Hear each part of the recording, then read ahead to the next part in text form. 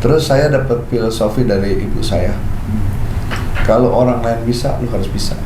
Kalau orang lain 10 kali belajar bisa, lu harus 1000 kali lu belajar. Disitulah saya bilang saya harus bangkit.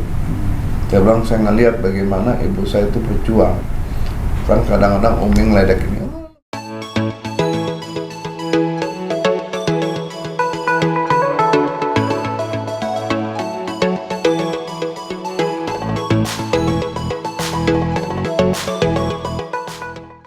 Jadi Bapak ini Pak Ardianto Budi Rahman itu seberapa tahun di industri asuransi, Pak? Nah, itu yang menarik. Waktu saya masuk ke industri ini, saya melihat ada 2 industri yang saya mau masuk. Pertama perbankan atau di industri asuransi. Karena saya dulu kan background saya kan insinyur mesin. Sebelumnya saya punya pengalaman bekerja itu sebelum jadi sarjana mesin, saya kerja jual mesin. Terus saya lihat teman-teman. Nah, saya sebenarnya dulu sempat diterima di Schlumberger. Tapi Schlumberger-nya ditaruh di Arab. Jadi saya nggak mau. Oil company ya. Ya. Jadi saya bilang dan saya lihat tuh teman-teman yang di industri di engineering dan sebagainya selalu menjadi orang nomor 2, nomor 3. Jadi saya pikir gimana ya, saya mau kerja di satu bidang yang knowledge saya tetap kepake. Nah, di situ saya masuklah ke namanya industri. Saya lihat teman saya Raksa, yaitu Vincent Chu. Saya bilang, kok lu tertarik, lu insinyur dia di teknik kimia, kok mau sekolah-sekolah di Taiwan masuk kerja di asuransi? Oh iya, enak. Kenapa? Satu, kita di training. Kedua, kalau kita dapat yang terbaik di tempat itu, kita dikirim ke Jepang. Wah, saya bilang boleh juga nih ya. Jadi saya ngelamar, diterima. Tapi sebelumnya kan saya backgroundnya sales engineer. Jadi waktu saya itu, jadi saya udah punya wawasan lah untuk bicara sama orang, sales kayak apa. Umur berapa itu? Ya pas lulus ya, saya tahun 79, lulus tahun 85. Ya, saya lahir tahun 59, 28 Desember. Di waktu itu saya start situ ikut training, dan yang menarik di tempat ini di Raksa, kalau kita bisa jawab pertanyaan dapat uang, Pak. Jadi itu saya belajar SCI di situ. Belajar SCI, belajaran ditanya, terus di samping itu pengetahuan umum. Ditanya berapa turnover IBM. Wah, banyak hal-hal yang. Nah, kalau kita bisa jawab dapat duit, kalau nggak bisa jawab didenda. Nah, itu kan menarik, Pak. Mas Elan nih, kalau saya bisa menjawab pertanyaan, saya bisa dapat banyak duit. Satu. Yang kedua, kalau kita ujiannya dapat yang terbaik, kita dikirim ke Jepang, Pak. Wah, saya bilang ini menarik nih, satu bidang yang menarik, dan saya nggak perlu istilahnya, saya belum pernah ke luar negeri, Pak. Paspornya nggak punya. Saya bilang, saya pacu diri saya belajar, dapat yang terbaik, Pak. Saya dikirim ke Jepang. Berapa lama? Sebentar, cuma sebulan. Tetapi yang menarik apa? Pada waktu saya masuk ke Jepang itu di Chiyoda, ya. Itu musim apa? Oktober lah sekitar. Dingin dong. Udah mulai. Ya, jadi pada waktu itu yang menarik apa? Pesertanya kan ada 30-an lebih lah. Itu dari macam-macam, dari Korea, Hong Kong. Semua ditanya, siapa yang punya pengalaman 40 tahun? Siapa yang punya 30 tahun? Siapa? Bagi pikiran saya belum setahun, baru 6 bulan. Diketawain satu kelas. Wah, diketawain, diejek, diledek. Saya diam aja. Tapi saya jadi terpacu. Jadi saya belajar benar-benar, dan di ujung daripada training ini kita diuji, Pak. Dan saya dapat yang terbaik. Dari seluruh peserta itu? Yes. Mereka datang ke saya, minta maaf sama saya. Maaf ya, kami membuli Anda lah istilahnya. Saya bilang nggak apa-apa, meremehkan kan. Saya bilang nggak apa-apa, saya terima kasih karena Anda mengejek saya jadi yang terbaik. Wah, jadi berteman lah di situ.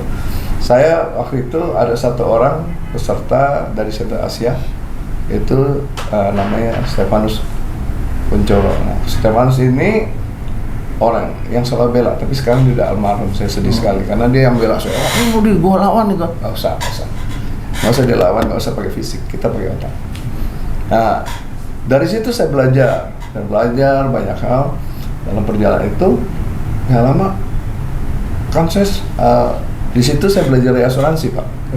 Saya ketemu namanya perusahaan-perusahaan besar, Munich Re, Swiss Re, Gallagher Panther. Wah, perusahaan-perusahaan yang besar. Nggak lama saya di telepon, orang Singapura, perusahaan Prancis. Itu namanya adalah di situ MGFA. MGFA sekarang udah ganti namanya XL. Itu perusahaan nomor 3 dan perusahaan itu adalah yang punya balap mobil di Prancis. Le Mans. Le Mans. Makanya muncul itu Le Mans panggilnya. Bacanya Le Mans ya? Iya, Le Mans. Iya. Jadi di situ dia bilang, "Kamu nggak pegang Indonesia buat reasuransi?" Nah, jadi waktu itu yang jadi bos saya adalah pelaksana harian, yang connectingnya yang disebut liaison officer-nya itu yaitu dari Bumi Putra, Pak Ika Suprakto. Oh, saya pernah dengar. Ya, Pak Ika Suprakto itu tokoh asuransi jiwa. Ya. Saya dengar. Dia juga yang miliki Mariin, Bumida, Bumi Putra. Gitu. Nah, di situ saya kenal banyak perusahaan asuransi. Saya kenal namanya orang-orang top, Ibu Umi, ya, Budi Arjo, Pak Satya Dharma. Saya kenal Pak Haryanto almarhum. Banyak banget yang saya kenal. Saya ketemu Tripakarta, ketemu Bidadana Arta. Saya ketemu sama Wahana Tata. Ketemulah top-top. Setelah dari di Le Muncul Demong ini. Iya. Enggak, maksudnya setelah dari Raksa. Saya kan dibajak. Saya dibajak suruh pindah ke itu MJFA. Oh, oke. Le Muncul Demong.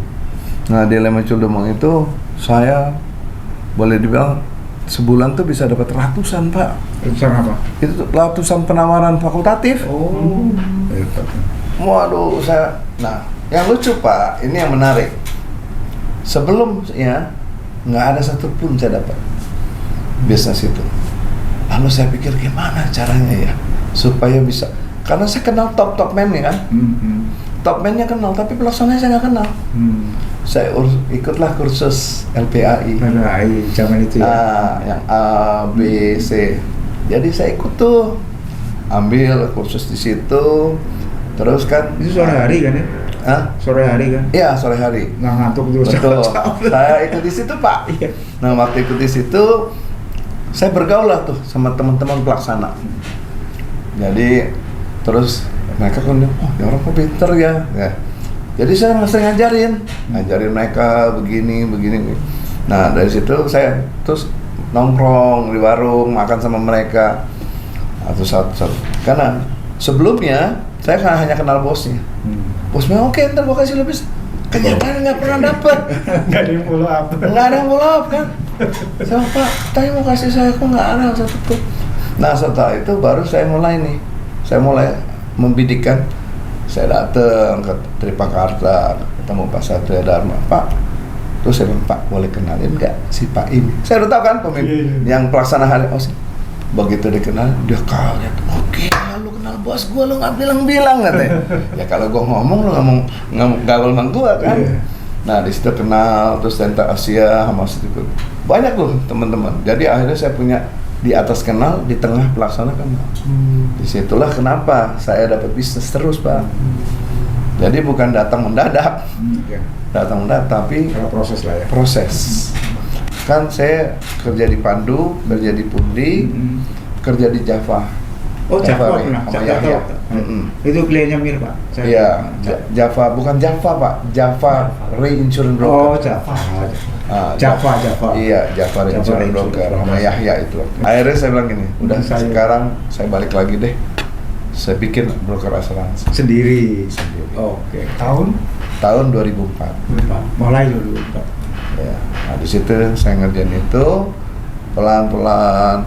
Waduh, saya bilang ternyata kan hilang semua tuh Pak. 2001, 2000 sampai 2004 kan Banyak. udah nggak pernah Iya. komunikasi secara internet. Nah, itu kan klien-klien mereka semua kan. Kalau Pandu itu kan Jonggi sama Miranda Gultom, saya ngurusin klaim.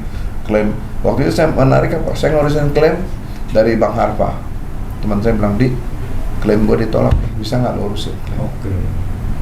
Saya bilang, boleh. Akhirnya saya butuh perusahaan kan, saya gabung sama Pandu. Nah, sama Pandu saya ngurusin tuh. Klaim 50 miliar Pak, saya selesaikan. Klaim yang berat. Apa klaimnya? Nah, klaimnya itu adalah asuransi kredit Pak, Oh, yang tutup Askrindo. Askrindo. Nah, jadi di situ dibilang bahwa bila mana bank tidak memberikan kredit sehingga kredit itu menjadi macet, maka klaimnya akan ditolak. Nah, itu adanya di Mataram. Jadi saya lihat, saya bilang oke, saya bilang saya terima ini. Lalu izin saya mau survei, saya pergi survei. Waduh Pak, mau waktu survei mau digolok Pak. Kenapa? Sudah terlalu banyak orang janji menyelesaikan, nggak ada satupun yang bisa. Akhirnya saya pergi ke sana Pak, itu tambak udang. Saya bilang gini, Bapak kalau mau bacok saya, emangnya Bapak bisa dapat penggantian? Ya kan Pak, kita depan. Saya memang dari kecil bela diri Pak, jadi saya nggak kenal takut gitu. Akhirnya saya ngomong sama dia, saya bilang mana pemimpinnya? Oh si A, si B, si C, kumpul. Saya lakukan inspeksi door to door. Saya tanya kenapa kredit ini macet? Ternyata Pak, kredit ini macet bukan karena bank tidak mau memberikan kredit tambahan. Karena ada 30 orang ex-Gestapo itu mempengaruhi semua petani tambak untuk tidak mau bayar. Jadi berapapun bank kucurin pasti macet. Nah di situ saya dapetin, saya kumpulin Pak. Oh satu ruang ini kali penuh isinya dengan data-data itu. Saya buktikan bahwa klaim ini bukan karena bank tidak mau tambah kredit, tetapi karena apa? Karena orang Gestapo ini, ex-Gestapo, menggerakkan orang tidak mau. Jadi itu udang begitu naik begini diambil, dijual, tidak mau bayar cicilan. Nah di situ saya buktikan. Nah saya bilang sama Jonggi, saya bicara sama Bu Miranda Gultom, Bu, ini klaim layak harus dibayar. Kenapa ini? Bayar Pak. Di situ. Jadi banyak pengalaman yang menarik Pak, yang membuat saya hidup itu jadi penuh pengalaman. Ya setelah itu Bapak baru mendirikan. Nah akhirnya saya mendirikan. Ternyata jalan ini tuh nggak gampang. Waduh saya bilang. Terus saya ketemu sama namanya Pak Hoirun. Pak Hoirun itu dulu ketemu saya di Jasindo. Waktu dulu saya pegang Mas Pion. Kan saya pegang Mas Pion, kemana saya pergi saya pegang Mas Pion. Saya pegang Sampurna, saya pegang Pakerin, saya pegang Sekar, saya pegang beberapa kon besar. Itu. Jadi dia bilang, "Di, udahlah jangan ada corporate. Retail aja. Ah, retail. Preminya berapa? Iya, tapi kalau ribuan dia bujuk Pak. 2 tahun, 3 tahun dia bujuk saya. Tahun ketiga saya bilang, oke deh, gue coba. Kebetulan emang ini jalannya Tuhan. Teman saya telepon, "Di, lo mau nggak kerjain kredit pensiun?" Sesuatu bidang yang lain lagi nih Pak, kredit pensiun. Wah, saya bilang kredit pensiun. Oh ya, oke. Saya pergi, saya nggak ngerti sama sekali itu, no. Saya belajar. Nah, waktu itu kredit pensiun itu disalurkan melalui kantor pos, tidak melalui bank. Dan itu yang namanya itu bank harus bayar ke kantor pos 2,5%. 2,5% marketing fee lah ya. Yes, karena apa? Sumber pembayaran kan di kantor pos. Nah saya begitu Pak ke kantor pos, saya belajar melihat orang, nenek-nenek, kakek-kakek mau datang, ini gimana caranya nih? Oh begini, gitu. Jadi saya belajar tuh. Saya belajar tentang asuransi jiwa kredit itu kayak apa. Saya belajar, nah apalagi itu kan corporate, mana ngerti beginian. Saya belajar penutupannya kayak apa, nah namanya pensiun hukumnya kayak apa, belajar dunia itu. Nah setelah itu saya akhirnya ditunjuk nih sama Bank CNB untuk mengembangkan, menangani kepentingan asuransi untuk Bank CNB. Gitu. Nah berhasil tuh, bagus. Kita waktu itu sama Raya asuransi, Raya kita kembangin jalan. Sande, bukan. Asuransi Raya yang Sande ya, sekarang jadi. Nah udah kita berjalan, rupanya ada masalah di Raya ini, ya kan, tinggal klaim. Terus udah gitu perusahaannya dibeli sama apa namanya? Sinhan Bank. Sinhan ya. Wah Pak, bro pada dari kita ini, jadi akhirnya kita harus balikin premi, harus apa ya, itu seperti itu. Nah dalam perjalanan, ketemu lagi teman saya nih yang dulu di CNB. Dia bilang, Di, apa tadi sih? CNB Bank. Dia bilang, Di, lu bisa tolong nggak anterin dokumen? Gue nih bikin koperasi kerja sama Bukopin. Oh, situ. Nah, lu tolong dong anterin dokumen. Tapi lu sendiri yang anter ya. Oke. Saya pergilah ketemu dengan orang Bukopin, ketemu cerita. Saya cerita pengalaman saya tentang kantor tentang ini. Wah, kami lagi mau bikin kredit sini. Wah, bisa nggak ikut beauty contest? Nah ya, kita ikut beauty contest sudah. Wah, saya kan bilangin, wah dulu kan CNB kan nggak sebesar Bukopin. Mana? Akhirnya saya cari mitra untuk bikin sistem. Udah berkembang gimana. Nah dulu kan kita ada mitra di sini, tapi dengan Bukopin ini itu perbedaannya Pak 1:1000 Pak, ya kan? Dan Bukopin waktu itu targetnya apa, BTPN ya? Nah, mau merebut marketnya BTPN. Nah jadi untuk waktu itu dia bilang gini, Ardi, kita mau rebut market di BTPN. Nah, kita kantor cabang kita cuma 43, BTPN 1000 lebih, 2000 lebih. Gimana caranya? Nah, saya pikir gimana ya caranya. Hari saya diskusi sama tim IT, kita bikinlah tuh hub. Jadi dengan sistem hub itu saya akhirnya bilang gini, bagaimana supaya orang itu bisa berjualan? Kami bikin sistem Pak. Nah kalau dulu kan namanya handphone kan nggak secanggih sekarang. Jadi saya bilang, jadi saya alokasikan sekian persen untuk beli handphone. Nah, saya provide tuh. Jadi marketingnya Bukopin, saya bikinin Android system untuk bisa mereka dagang dimanapun, mereka bisa jualan kredit pensiun. Jadi mereka bisa ngalahin tuh yang namanya BTPN. Kenapa? Dengan hub itu mereka cuma punya kantor di sini, tapi dia bisa jualan kemana-mana. Ada hubnya sih. Nah, satu. Kedua, kami bangun bukan hanya sistem, kami bangun namanya dokter, networking dokter ribuan. Kita ada 1.800 ya. Jadi setiap ada Bukopin, kami taruh dokter. Kami yang bayar tuh premi, supaya kalau orang ini sehat atau tidak sehat kita tahu. Nah, saya bangun tim dokter juga internal, nah, betul-betul orang ahli, orang Eka Life, untuk bisa menganalisa risiko ini bagus apa enggak.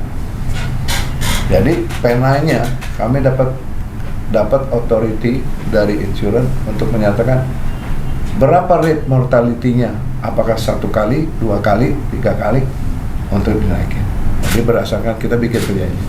Nah disitulah kami bertumbuh besar.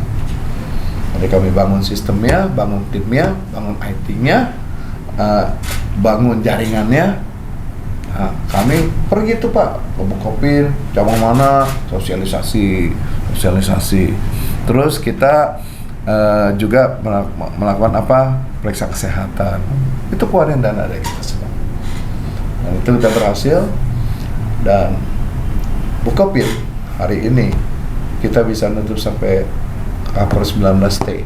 Itu karena kami punya sistem, kami punya, sehingga keputusan itu cepat. Itu Bapak akhirnya. Nah itu akhirnya kami bisa jadi ranking kita nomor 9. Waktu itu ya, Yes. 2019. Sampai itu 2018 kali ya. 17-18 ya. Iya. Di ranking ke-9. Brokerage ya. Ya. Brokerage. Itu terus kapan pendirikan brokerage-nya kapan? Brokernya kita tahun 2012. 2015 ya. 2012. 2012 ya. Jadi 2004 Bapak mendirikan Adonai Insurance Broker. Iya. 2012 benar 2012. Iya, 2012 karena berbarengan dengan perubahan nama kita. Oh, oke, dia lebih hafal saya. Ini otaknya masuk kan. Jadi kita bikin Apire. Kita bikin Apire, tapi waktu itu ya kita di 2000 mulai 2013-14 kita mulai kembangin Apire itu. Nah, waktu itu saya tarik Ericsson langsung sebagai presiden, pindah dari Aeon ke kita. Ericsson udah pindah kemana-mana itu? Ericsson itu pernah jadi di kita Apire. Oh. Bareng sama Dewi Manda. Sekarang pindah lagi Ericsson. Dulunya kan di Sompo ya? Betul. Bukan, Pak. Bukan, di Etika. Etika. Terus pindah lagi ke broker, Pak ya? Enggak. Dari Etika ke Sekarang ke Gaica Carpenter. Gaica. Oh iya, iya. Ya, sempet dia ke AC, dari kita pindah ke AC, dari AC pindah ke Indore, Sekarang? dari Indore pindah ke Etika, dari Etika pindah ke Gaica Carpenter. Oh. Gitu loh. Nah kami bangun. Nah, Didin Supranudin yang sekarang ada di CIU itu dulu timnya saya. Saya tarik dia dari Kopnus, pindah untuk mempersiapkan. Jadi kita ngerti produknya, ngerti sistemnya, ngerti asuransi jiwanya, semua lengkap. Ngerti IT-nya. Oke, setelah tadi kan dari broker direct, broker ray gitu ya. Iya. benar. Lalu Sekarang kita beli saham di beli multiple adjuster. Terus dari multiple adjuster saya bilang saya harus punya surveyor, saya beli multiple energy. Nah dari kecil sampai akhirnya kita majority shareholder. Oke. Gitu Pak, Yes. perjalanan. Nah pada waktu 2019 kami mengalami satu keadaan yang ya hurricane. Ya kan, kami sama sekali kehilangan bisnis Karena Bukopin itu ya, Kukmin- karena Kukmin pindah apa semua di dalamnya, inilah kami mulai lagi tuh dari nol.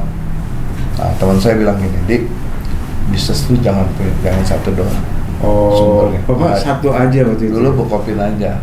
Tapi pada waktu zaman Bukopin, karena kita punya perjanjian, kami tidak boleh ngerjain di luar daripada Bukopin. oke. Nah, tahun berapa ini kita akhirnya minta izin 2018 ya? Apa 2019? Belum itu sih Pak. 2018 ya? 18. 2017. Iya, kan belum. Kita bilang, Pak, tolonglah supaya kami juga boleh pegang bank lain dong, tapi tidak sejenis. Nah, kami mulai masuk ke BNI, mulai masuk ke BRI, ya kan? Terus kita di BJB, di Bank Riau, terus Bank Jatim. Nah, karena kan kelasnya kan lebih kecil kan, boleh kan? Kami mulai itu. Terus tapi setelah situasi turbulensi itu yang cukup berat, kita akhirnya melihat bahwa AJK ini sudah tidak menarik lagi. Jadi kami sementara keluar dulu, tidak garap lagi situ, kami mulai fokus corporate kembali. Karena emang keahlian saya kan di corporate sebenarnya. Saya mulai garap Marinha. Oh, itu tahun 2000. Itu 2000. Mulai startnya 2017 saya mulai. Ya, 2017. Ya, di si Adit kan? Iya, 2017. Kalau meninggalkan tarik dulu dari AJK itu tahun berapa? Ya, 2019 kita mulai lihat bahwa itu mulai turun bisnis itu. Karena kan Kukmin apa segala kan mulai masuk, penggantian pemegang saham. Lalu kami mulai garap Marinhal, terus kami juga mulai masuk garap perbankan. Kami masuk di BNI, mulai samperin apa bisnis apa SME. Kami masuk di spesialis di Marinhal. Terus kami mulai masuk ke kredit insurance. Lalu kami mulai 2022 ya, kita mulai kontraktor ya. Iya, 2022 kita mulai masuk ke kontraktor, dan di situ ekosistem yang kita miliki itu merupakan satu kekuatan tersendiri, sehingga kita sekarang mulai dikenal dan kita mulai pegang dalam jalan tol. Yang dulu kita nih tutup 1 miliar, aduh seneng banget ya. Sekarang udah triliun Pak yang kita tutup. Kali tutup 1,7 triliun, ada yang 4,4. Backupnya harus kuat dong kan? Ya, makanya kan kita harus ada RE-nya. Ya. Kita harus bangun hubungan yang baik dengan asuransi dan leadernya dengan underwriter. Kami bangun. Pak, itu antara yang direct dengan ring itu line satu bisnis atau beda-beda Pak? Gini, kan Aperia sendiri punya pasar sendiri. Tapi dari situ kami kan juga belajar pengalaman. Oh, kalau rating kayak gini, deductible kayak gini. Terus kapasitas, dia juga punya kapasitas. Sehingga kami membangun hubungan juga dengan asuransi. Nah, oke, gua nggak punya kapasitas nih, Dik. Oke, kita bilang sama, nanti lu boleh nggak? Gua ada perusahaan Ray, lu kontak ya. Nah, jadi saling bersinergi. Oke. Nah, sehingga kami mulai bangun seperti itu, dan kita berkolaborasi juga dengan beberapa broker yang bilang, Di, gue nggak bisa nih ngerjain ini, boleh nggak kita co-broker, Nah, kita kerjain itu, dan kami mulai membangun juga bisnis corporate yang besar-besar. Kami juga kemarin baru menjadi rekanan Bank Mandiri. Kita juga ngeliat bahwa ini account yang gede-gede, kita mau ambil spesialis di situ. Dan di samping itu saya lihat nih, wah ini bidang apa lagi yang unik. Nah, kami masuk di aviasi. Ya, Aviation. PLOL. 3 tahun kami coba, nggak berhasil. Nah, tahun ini kita lagi mempersiapkan untuk pegang satu account yang gede banget. Ya, saya nggak boleh sebut juga namanya, tapi preminya $40 juta. Itu bahaya sekali, kalau loss bisa gitu. Nah, itu yang menarik Pak, karena dulu pada waktu zaman saya di Jafari, saya pegang aviation. Saya keliling dunia tuh. Jafari itu punya Jafari. Tahu saya Jafari. Iya. Jadi di situ. Teman saya di Betul. Jadi di situ waktu saya kembali, waktu itu kan terpuruk kan tuh. Saya bilang, saya lihatin semua orang pada bisa, properti bisa, Marinhal bisa. Apa yang orang sedikit sekalian bisa? Oh, saya lihat aviation. Nah, disitulah. Paling ada Arman Jufri aja. Ya, paling Arman Jufri. Nggak banyak. Tapi sekarang udah tua. Iya. Jadi saya belajar tuh Pak. Saya kerjain namanya Jatayu. Nah, saya berangkat ke Dubai, saya berangkat ke Moskow, saya ketemu dengan Malakut, saya belajar training tentang apa sih aviation, PLOL, itu saya belajar di situ. Nah, itu saya belajar sehingga saya punya uang lah. Karena apa? Saya minta komisi dong. Kalau gol ini gue minta komisi. Nah, saya kumpulin sampai saya mulai akhirnya membangun perusahaan sendiri, gitu loh. Yang kan itu di Java itu 2004. Saya ingat tuh. Berapa tahun Bapak di Java? Java 2 tahun. 2 tahun. Dia Ray kan? Ray. Ya. Java Ray. Nah, saya presentasi itu ke saya ajak pemiliknya yang ngurusin Jatayu, saya juga ketemu yang mau pemilik Jatayu. Kami perusahaan cukup dapat banyak bisnis dari Jatayu dan berkembang. Nah, sekarang saya mau masuk ke dunia itu juga karena nggak banyak orang Pak yang ngerti di situ. Blue Ocean ya? Blue Ocean, benar. Kalau Red Ocean berat. Ya kan? Kalau Blue Ocean kita melihat bahwa kita harus punya dynamic capability. Satu yang menarik, saya pengen ini, waktu Bapak lagi sakit lumpuh gitu. Ya. Bagaimana Bapak bisa bangun lagi ya, semangat? Saya tahu bahwa berat sekali. Iya. Karena masih kecil, istri sedang hamil Iya. gitu, uang berantakan begitu. Betul. Itu gimana Bapak bisa bangun lagi gitu? Artinya semangat apa yang Bapak, tentu saja ada Tuhan gitu ya, faktor Iya. Tuhan itu. Tapi maksudnya gimana Bapak mesti bangun? Iya. Mana Bapak masih kecil-kecil sih. Betul. Gitu. Jadi waktu itu teman-teman ngomong, "Di, kenapa lu nggak balik ke industri asuransi aja?" Oke. Istilah kalau lu merempun lu udah hafal. Kenapa lu harus ngotot di CCTV? Apalagi kondisi lu kayak gini. Terus saya dapat filosofi dari ibu saya. Kalau orang lain bisa, lu harus bisa. Kalau orang lain 10 kali belajar bisa, lu harus 1000 kali lu belajar. Disitulah saya bilang saya harus bangkit. Saya bilang saya ngeliat bagaimana ibu saya itu berjuang. Kan kadang-kadang Umi ngeledek ini, "Oh, lu mana bisa bahasa Inggris?" Dia buktikan di umur 45 belajar lagi steno Inggris. Dia bisa 8 bahasa.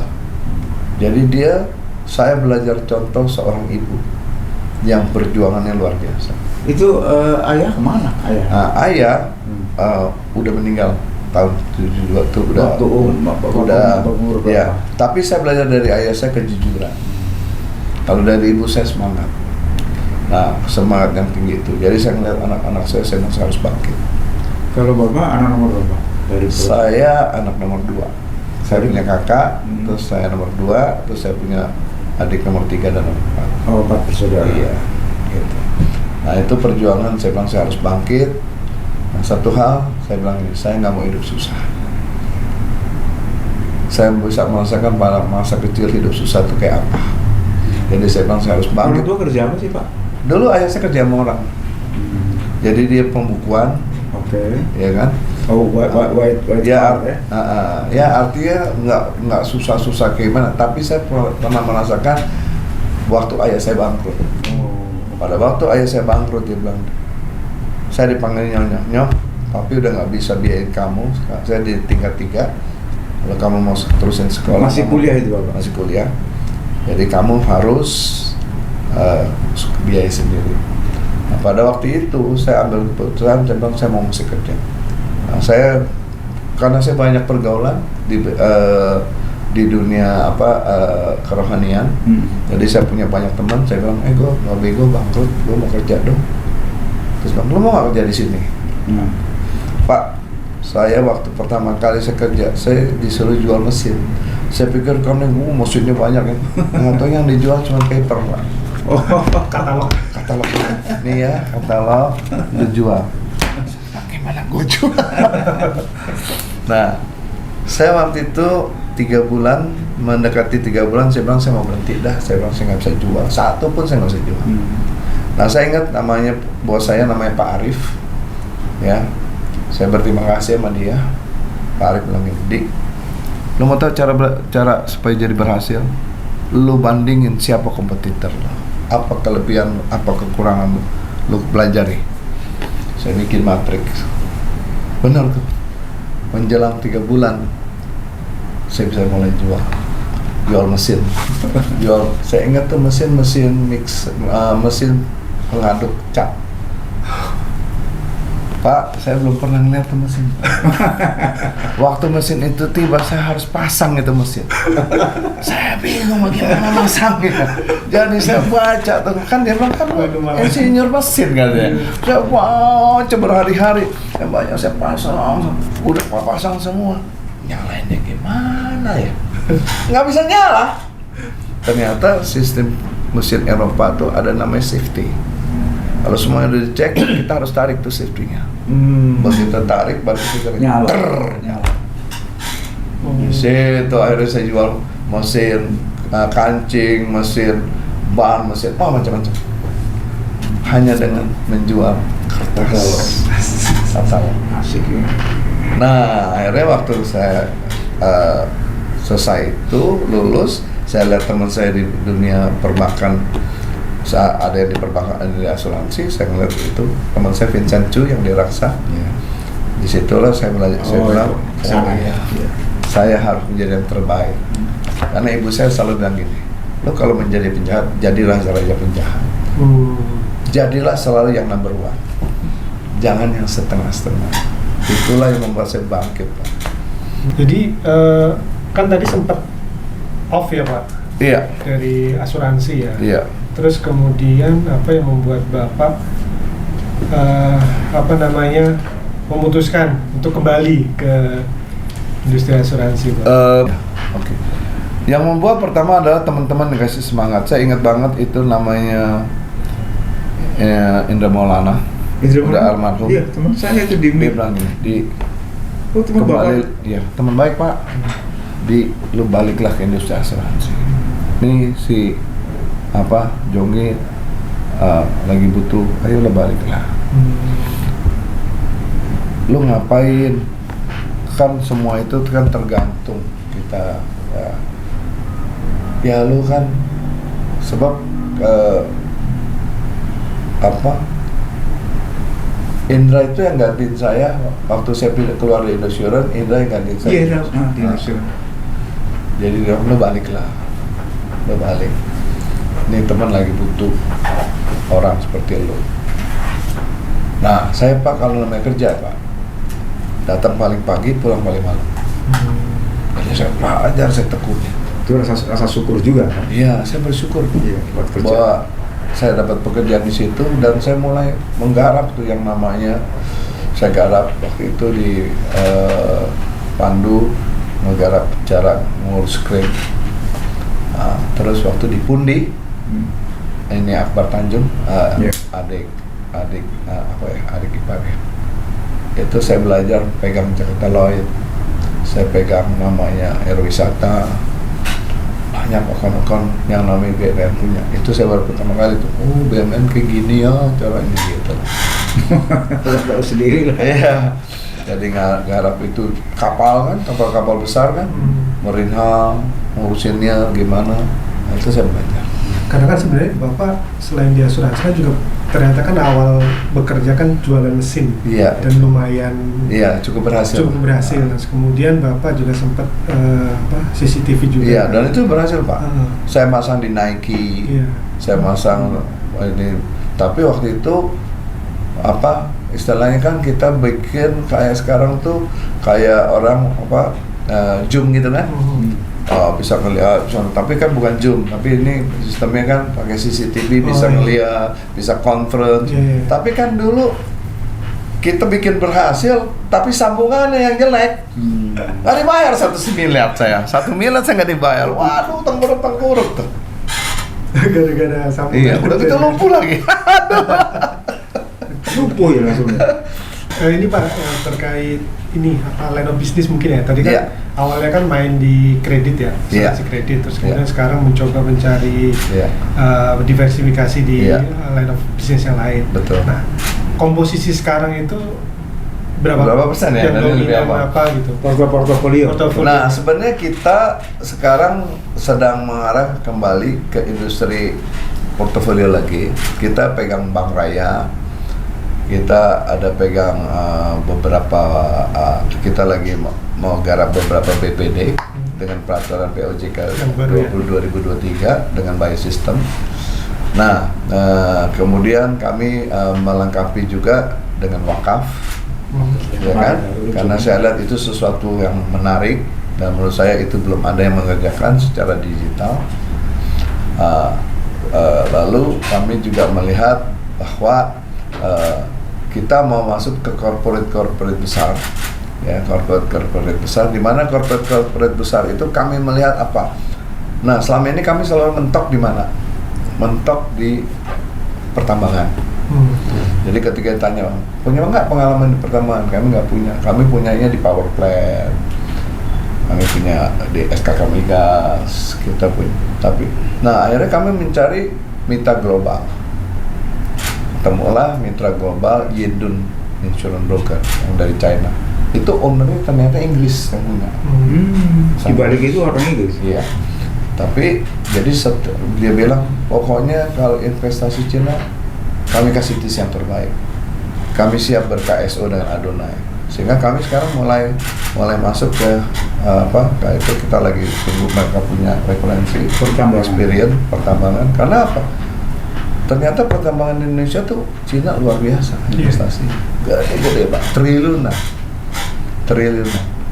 Nah, jadi kita dulu saya bilang, Pak, kami tolong dong dikasih kesempatan. Nggak bisa Pak, Bapak nggak ada pengalaman di situ. Nah, sekarang kami berkolaborasi. Aviation, kami berkolaborasi dengan Mars, sehingga kita bisa menggarap di situ. Mars McLaren. Mars itu kan gede tuh. Ya, itu sekali worldwide kan? Iya, worldwide yang kuat di situ Pak. Dan kami juga sekarang melihat bahwa portofolio itu kita bangun dari sisi corporate dan di sisi engineering. Sekarang 36% ya engineering. Iya. Jadi katakanlah 3 terbesar apa gitu? Masih kredit Pak? Kita lagi masuk di kredit nih. Kredit ini nanti akan jadi berapa persen? Iya, untuk saat ini memang belum sebesar itu, tapi kita di surety-nya kita main di surety bond. Kita main di surety, kita main asuransi gitu. Itu sekitar 20%. Surety. Oke, terus tadi? Terus kemudian engineering 36%. Oke.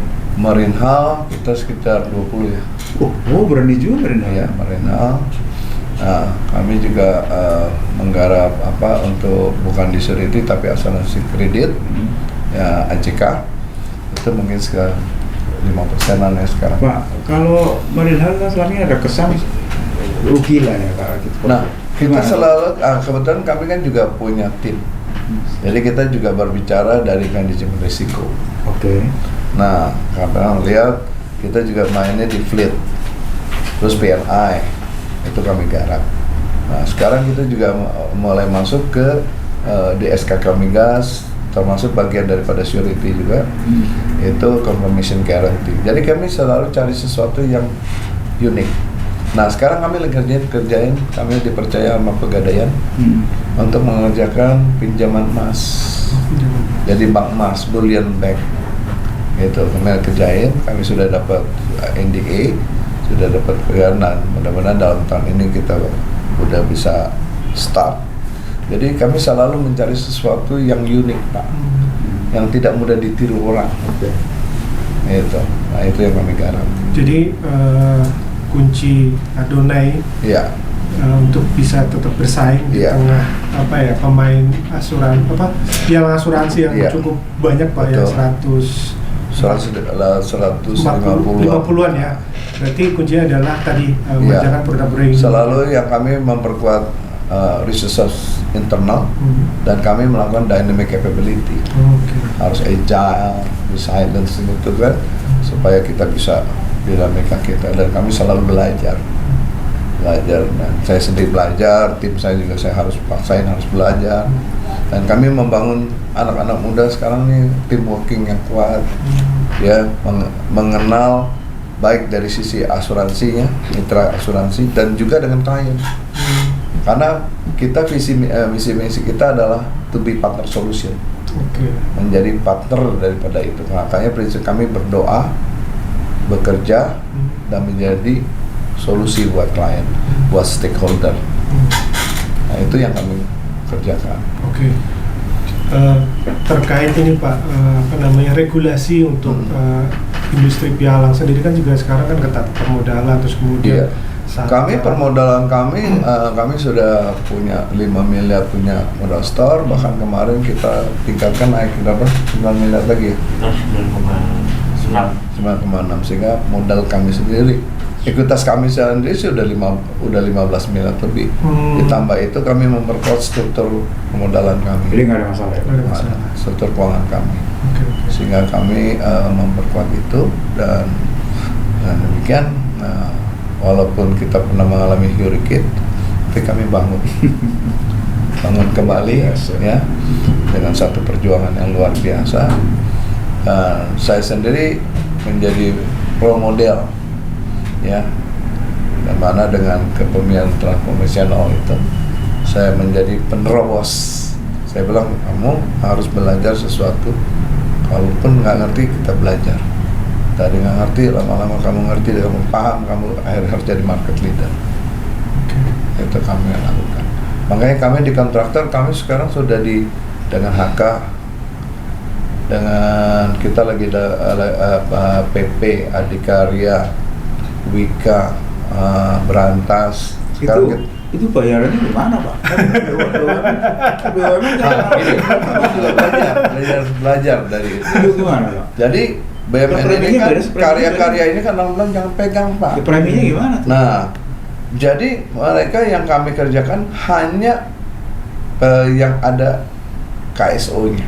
Oh, kerjasama operasi. Nah, kalau KSO, Pak, berarti itu di luar daripada karya itu sendiri. Mereka harus membentuk escrow sendiri.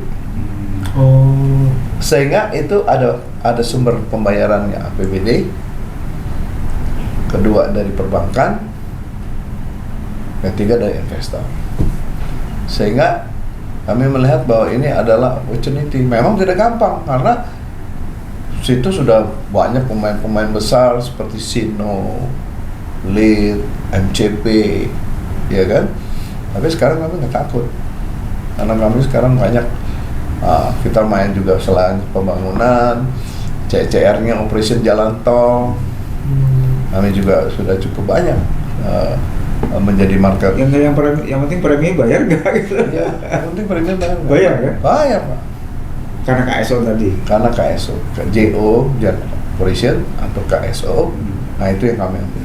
Kami pegang IKN, kami pegang apa aja nih?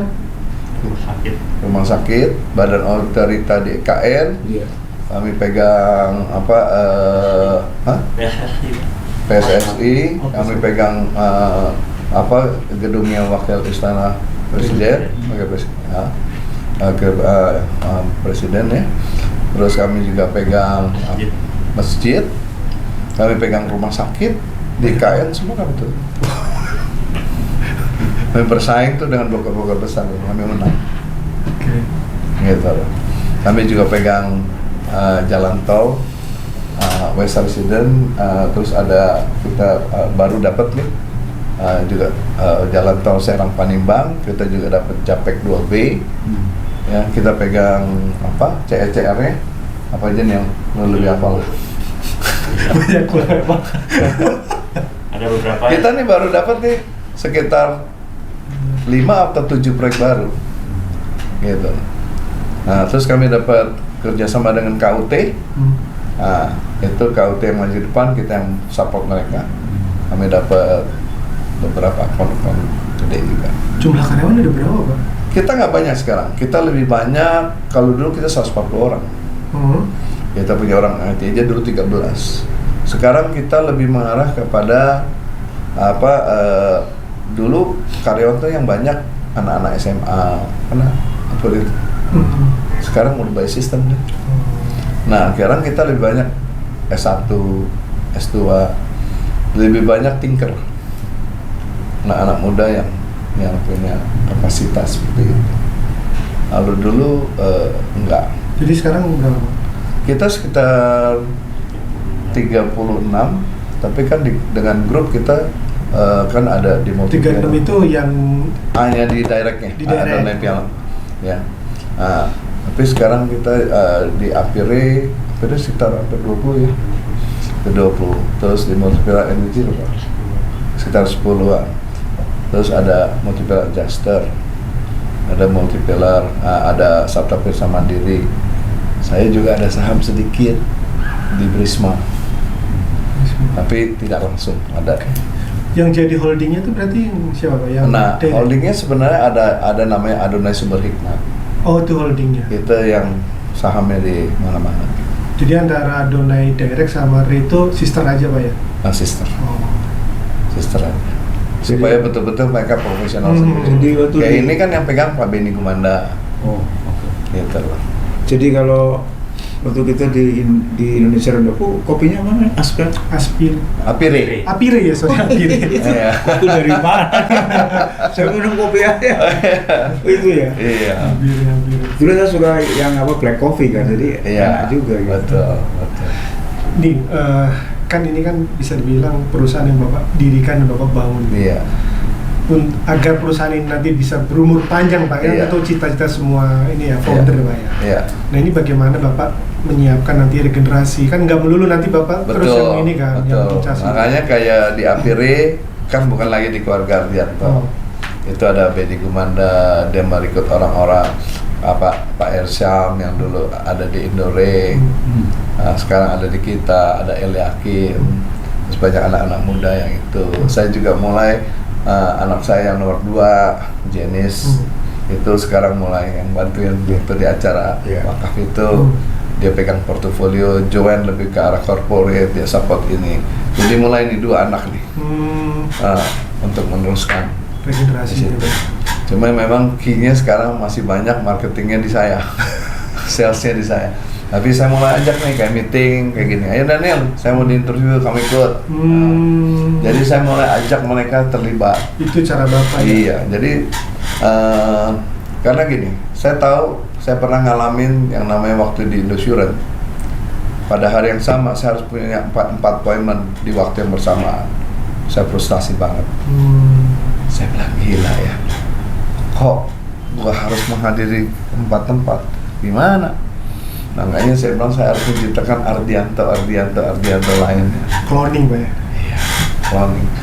Walaupun mungkin mereka kapasitas 10%, ini yang 20%, nggak apa-apa. Tapi kan saya ajarin, memang saya keras sendiri ke mereka. Tapi saya bilang ini loh, karena perlu saya bilang saya kan namanya orang kan umur terbatas.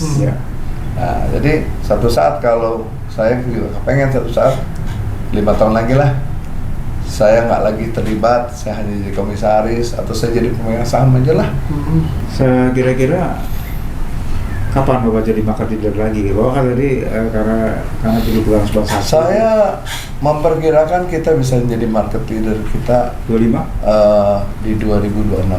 26. Okay. Karena kita mempersiapkan orang-orang kita, ya. Kita juga membangun infrastruktur yang. Jadi 26 nanti setelah modalnya kan udah nggak ada masalah ya? Saya berharap kita bisa masuk ke 20 besar lagi. Oke. Ya. Kita ngitung 15 ya Pak? 15 besar. Kenapa? 15 besar. Jadi kita tuh 15 biggest insurance brokers buat kita. Jadi untuk kuatnya itu. Oke. 15. Nanti 2026. Mudah-mudahan 2025 kita udah bisa. Ya kalau bisa ya. Karena Bapak memang udah anjlok waktu Bukopin ada Kukmin masuk kan. Iya. Oke. Nah itu tantangan kita. Karena sekarang kita kan juga garap dengan Bank Mandiri. Ya, kita bangun Bank Mandiri, bank besar itu kan kita bangun. Bapak tadi filosofi hidupnya kan do your best gitu ya. Kemudian kalau ya kerja yang terbaik lah gitu, belajar terus gitu, apalagi. Dan yang paling utama ya saya bergantung pada Tuhan ya. Semua itu dengan bergantung pada Tuhan, kita berdoa, bekerja keras, doing smart, ya kan. Terus kita jangan takut menjadi penerobos sesuatu yang baru kan. Banyak orang yang aduh kelompok ini belum berhasil, harusnya saya berani mengambil action untuk kerjakan. Belum kerja udah takut gitu ya. Nggak perlu waktu gitu. Saya pegang EPP, nggak ada yang berani lo pegang EPP. Untuk bikin global program itu sangat mati Pak. Sangat mati itu. Kalau udah jadi mau lah enak. Tapi EPP waktu itu sudah terdaftar di New York Stock Exchange. Iya, tapi kan programnya masih ada 1.000 perusahaan, 1.000 polis, masih aut-autan. Oh, oke. Nah, ketika kita bikin global, seluruh dunia sama programnya. Dan bahkan itu bisa menjadi jalan keluar buat Asia Pub and Paper. Walaupun kita kan bermitra dengan perusahaan-perusahaan besar ya, dengan broker-broker besar. Waktu itu kan ada JLT, ada Aeon. Itu, tapi kan kalau kita sendiri kan harus sumbernya dari dalam dulu. Seberapapun perusahaan yang dari luar datang untuk menarik kita, kalau kita nggak mau ngapa-ngapain, daya dobrak itu yang harus kita miliki. Nggak gampang Pak ngurusin itu. Survei, presentasi ke Lloyd, presentasi ke Munich Re, presentasi ke Swiss Re, Copenhagen Re. Wah, perusahaan-perusahaan yang besar-besar kita presentasi Pak. Untuk meyakinkan bahwa pabrik kertas waktu itu nggak ada yang mau Pak. Apalagi pegang Indonesia, nggak ada yang mau. Resikonya besar ya. Iya. Jadi kita presentasi ini loh, zero damage. Kita bikin pertandingan antar factory yang terbaik. Saya usul ke Pak Teguh, Pak, yang terbaik kasih hadiah, kasih ini. Kita lakukan. Jadi dalam perjalanan itu saya merasakan bagaimana dulu di Citibank kita mulai nggak ini, tapi kita doing sesuatu yang berguna buat mereka. Kan kayak dianggap ramai aja gitu. Iya. Karena local people gitu, local university gitu ya. Tapi kita doing sesuatu yang berbeda. Local graduate gitu. Iya. Kita lakukan yang terbaik tanpa berharap gua lakuin ini, kasih dong. Enggak, ada waktunya. Waktu kita kerjain Bukopin, apakah kita tahu Bukopin akan jadi besar? Belum. Malah baru jalan 3 bulan, Pak Setiawan bilang kayaknya Pak Glenn mau berhenti tuh, nggak terusin jual asal Cuma jangan Pak, kita akan support habis-habisan supaya bisa mencapai target yang Bapak kehendaki. Itu kita nggak pernah menyerah istilahnya. Jadi bahwa sekarang kerjasama dengan Bank Mandiri kerjasama. Kita dengan Bank Mandiri, BNI, BRI, BSI, terus Bank Raya, Cbank. Nah, kita sekarang mau kembali juga mengerjakan BPD. Semua itu mereka ingin melihat bersama harus laba itu. Kenapa? Ya. Pak, kalau kita tidak positif, nggak akan bisa masuk ke Bank Mandiri, nggak akan bisa masuk di kontraktor. Kan di depannya kan dicek dulu. Kalau nggak positif nggak bisa Pak. Mana bisa? Yang paling berat waktu kita 2020 ya kita negatif. Wah, waktu itu COVID lagi pernah negatif itu. COVID ya. Wah, COVID lagi setengah mati Pak. Tapi akhirnya kita bisa melewati masa-masa itu dan bisa positif walaupun cuma sedikit untungnya. Kalau salah pertama kali kita untung 25 juta doang nih. Ya, itu perjuangan Pak. Perjuangan yang tidak mudah. Ya itu istilahnya kami tidak pernah menyerah. Kami berjuang habis-habisan. Ada pertanyaan lagi Pak? Terakhir Pak. Iya. Kan kalau tadi ambisi secara perusahaan kan menjadi market leader lagi di 2020. Iya. Nah kalau ambisi pribadi nih Pak, Iya. sebagai Bapak personal ini apa nih Pak yang masih ingin Bapak capai? Apa ya? Saya mau memberikan satu legacy lah buat anak-anak saya gitu. Bahwa ini loh, worth it to spend your time. Ini yang belum nih. Pak, kalau nanti satu saat mereka bilang yes Pak, aku sudah bisa menjadi direktur, aku sudah bisa menjalankan ini dengan, nah itu yang saya lagi mencapai itu. Ya kan? Kan kita bisa aja beli orang. Iya betul. Tapi saya bilang sama anak-anak saya, lu kalau beli orang, satu saat dia pergi selesai. Kamu harus ngerti sendiri. Jadi gua dari bawah anak-anak itu. Iya.